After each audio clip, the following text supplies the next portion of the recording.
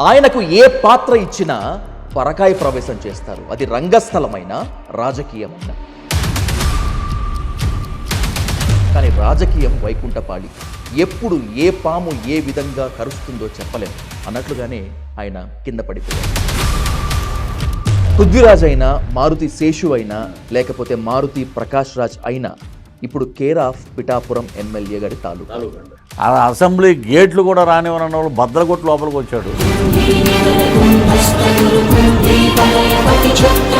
Proud to be Pithapuram MLA గారి తాలూకా అని చెప్పడానికి చాలా గర్వపడుతుంది.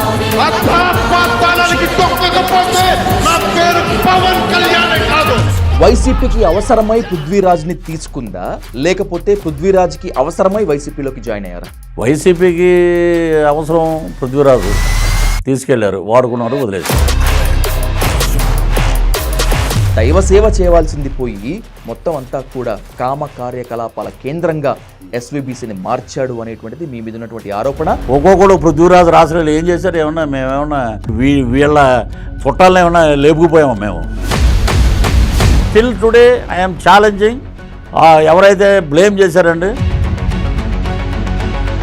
పృథ్వీరాజ్ వైసీపీలో ఉంటూ వైసీపీకి ద్రోహం చేసే పని చేశాడు. పృథ్వీరాజ్ అన్నవాడు గన్ను, పృథ్వీరాజ్ అన్నవాడు బాణం, ఇన్ని మాటలు మాట్లాడి కోవిడ్ వచ్చినప్పుడు జగన్మోహన్ రెడ్డిని వ్యతిరేకించాడే కాబట్టి పృథ్వీరాజు ఏదైనా అయిపోయినా కూడా లెక్కలేదు. ఇప్పుడు ఒక హాస్పిటల్ ఫెసిలిటీ, బెడ్ అన్నీ మాకు ఇవ్వాలి. 2019లో 151 సీట్ల బంపర్ సునామీతో గెలిచినటువంటి వైఎస్ జగన్మోహన్ రెడ్డి 11 స్థానాలకు మాత్రమే పరిమితమయ్యాడు. ప్రతిపక్ష స్థానం కూడా రానటువంటి దుస్థితి.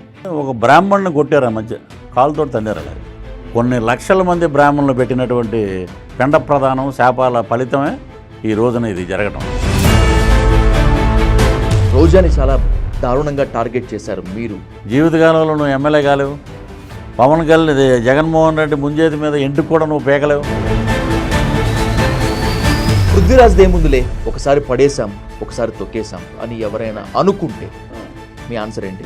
అసలు దగ్గరికి కూడా రానివ్వం. అంతే అండి. Being a Indian soldier, being a Janasena soldier, Pawan Kalyan గారి బాణం ఎవరనంటే పృథ్వీరాజ్ అని పెద్ద